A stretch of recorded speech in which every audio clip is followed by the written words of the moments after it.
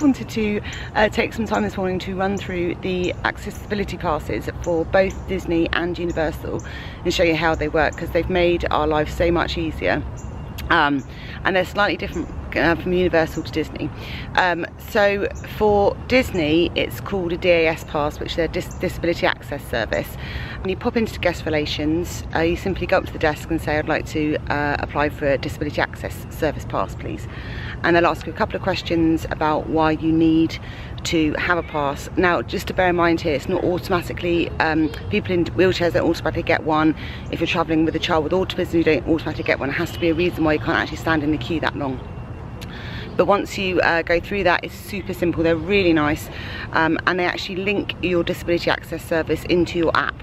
So I've tried to film actually getting a disability access service time, but both times I did it, it didn't go very well because they let us on the ride straight away. And I don't know if that was because I was vlogging or I just hit them at the right time. Okay, so we just want to show you how to get the disability access passes at Disney. So you will see in front of you, when you come to a ride, the wait time. So we're just going to head up to a cast member that's situated at the front of the ride. So for this one, which is exposition every 20-minute wait. I hope you guys Hey!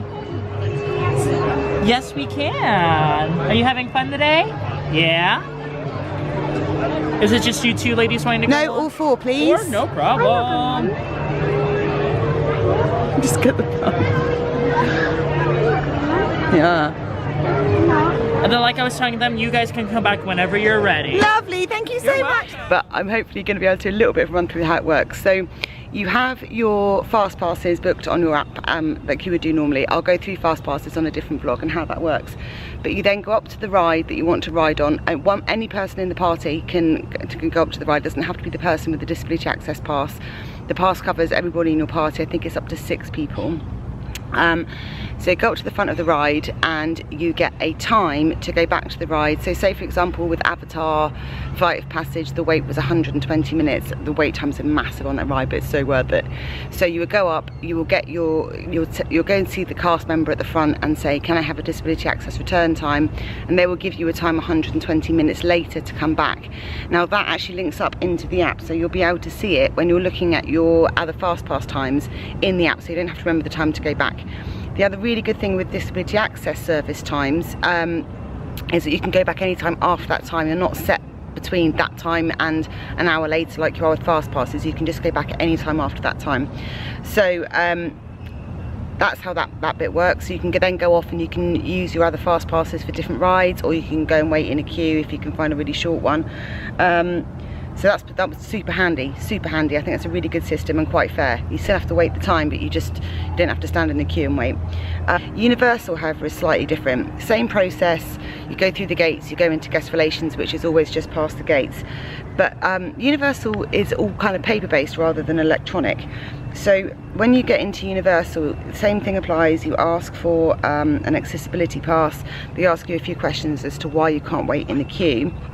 But a Universal, what they do is they give you a paper pass, and I'm just going to show you that. Hang on. It looks like this.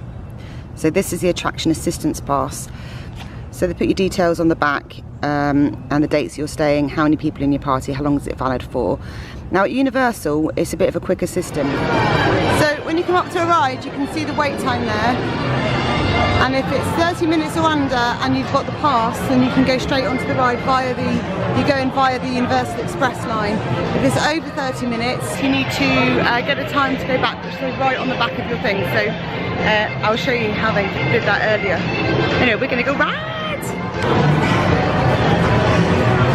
Come on in guys, let's scan that on now. Thank you. You're welcome, have fun. So you'll come up to an attendant who will look at your tickets. Yep. Bring it just a second, guys, okay? 4?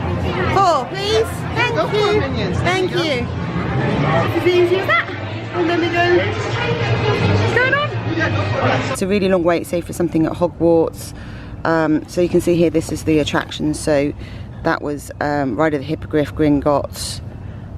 Don't know what those other ones are, but this is the time that you can return, and then you just go back at that time, you show them that, they scan it, and then you go through the Universal Express pass.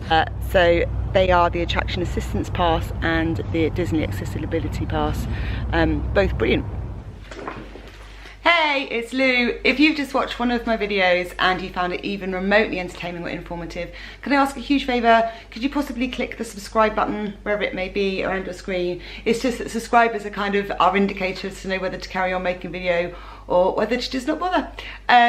If you're watching this embedded, you can find us on YouTube at Lou Spout Stuff. Okay, thanks a lot. See you soon. Bye.